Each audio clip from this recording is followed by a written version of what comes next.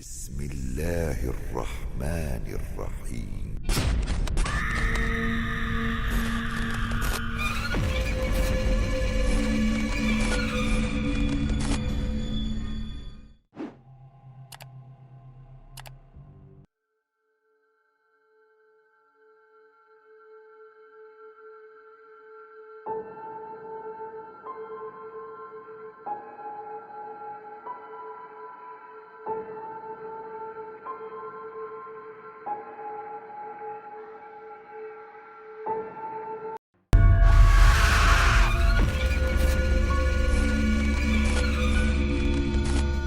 Nama saya Nur Haziah binti Negara Anwar. Saya asal dari Kelantan. Umur saya 34 tahun. Cerita ni berkenaan dengan kakak saya dan saya pun ada terbabit sekali dalam cerita ni sama. Cerita ni masa saya masih belajar lagi. Kakak saya dia baru saja dapat bekerja dekat sebuah poli sebagai lecturer dan dia terpaksa duduk kat satu quarters dekat poli itulah. Dan pada malam pertama dia tiba-tiba dia call saya. Dia menangis-nangis. Saya tanya dia kenapa. Dia cakap dia buat kerja dekat rumah kat quarters tu. Tiba-tiba ada orang bagi link dekat dia kat Facebook. Bila dia klik link tu keluar gambar menyeramkan. Dia tutup laptop tu. Masih lagi dengar suara mengilai yang daripada link tu. Dia cabut wire masa tu dia dah takut dah. Dia cabut wire apa semua laptop, masih lagi dengar bunyi mengilai. Dia baru teringat, okey, dekat laptop tu ada bateri. So dia cabut bateri tu. Dia tak nak buka laptop tu. Dia cabut bateri. Tetapi masih lagi dengar bunyi mengilai. Dan cepat-cepat dia call saya. Dia takut, dia menangis, dia dah getar. Masa tu dia PJJ dengan husband dia tak ada. Husband dia pergi kerja. Dia call husband dia tak dapat, jadi dia call saya. Saya saya cakap okey, keluar daripada rumah tu, pergi duduk rumah sebelah ke apa ke. Okey, dia pun keluar pergi duduk rumah sebelah. Saya masih lagi tak dapat ke sana sebab ada discussion dengan kawan-kawan apa semua dan dia terpaksa balik ke quarters dia lah malam tu. Tak apalah, tak ada apa-apa. Sampailah dia tidur malam tu. Masa dia tidur, dia bermimpi ada 2 ekor makhluk. Dia berada dalam satu bilik yang warna putih semua. Ada 2 ekor makhluk berada di hujung bilik. Makhluk tengah marah-marah dekat dia.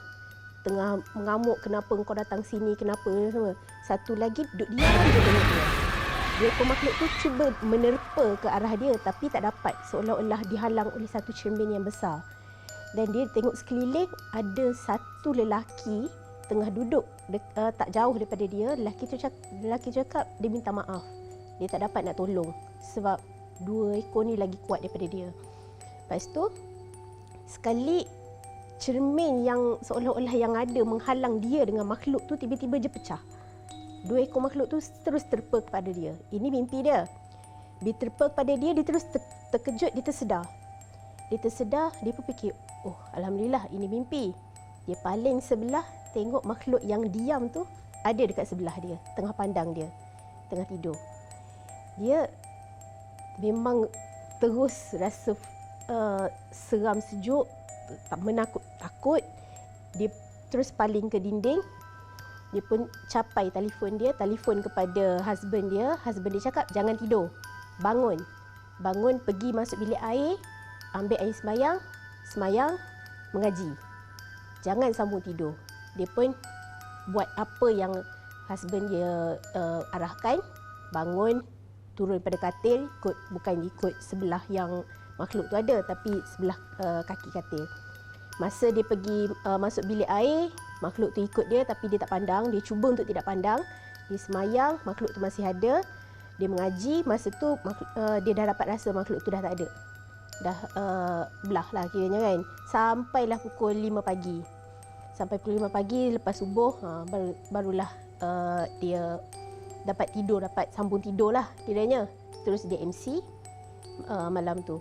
Dia cerita pada saya apa yang berlaku pada malam tu. Dan saya pun cakap dekat dia, Kak Ngah, cari rumah sewa lah. Tak payahlah duduk kat quarters ni. Rasa macam quarters ni macam there's something dekat quarters tu. Saya dapat rasa dekat quarters tu ada masalah. Dia cakap okey lah, kita pergilah cari rumah sewa. Dan hari tu juga kita orang round cari rumah sewa, jumpa rumah sewa, terus telefon, terus confirm.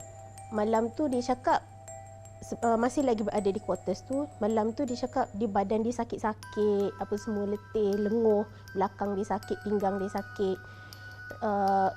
Kita orang tak syak apa-apalah sebab mungkin letih kot sepanjang perjalanan mencari rumah sewa, confirm urusan apa semua ni. Jadi saya pun telefon kepada pak saudara saya. Pak saudara saya ni pengamal perubatan Islam. Dia cakap urutlah pinggang tu, tapi nanti pakcik bagi senarai doa-doa yang boleh awak baca sepanjang-panjang awak mengurut Kak Angah tu. Okeylah. Dan saya pun urut dia.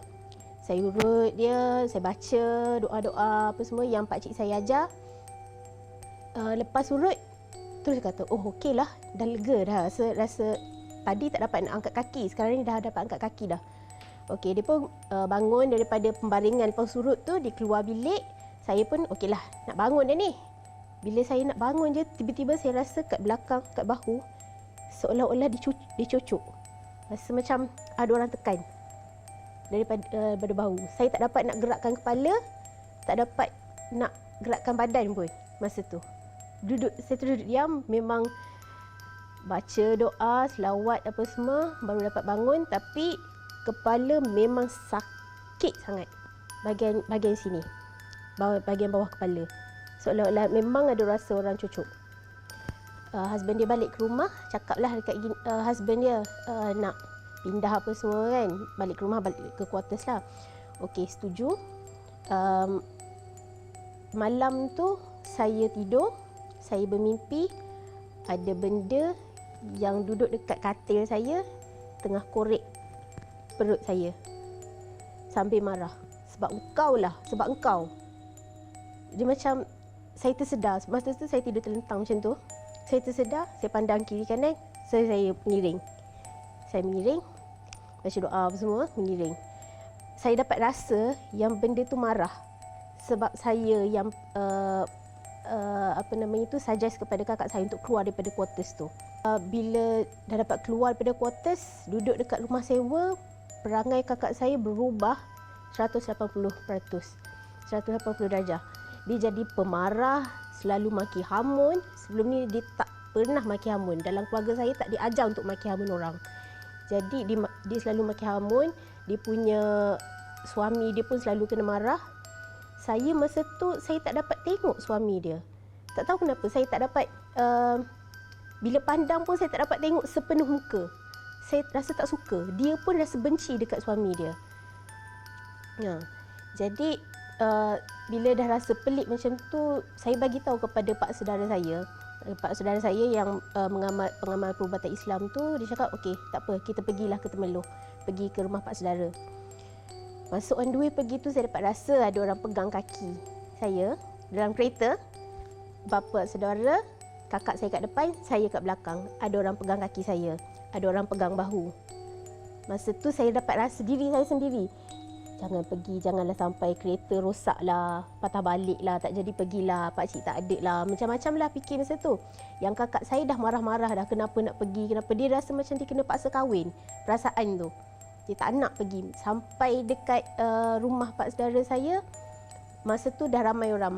Mak ada, ayah saya ada, adik-beradik yang lain ada.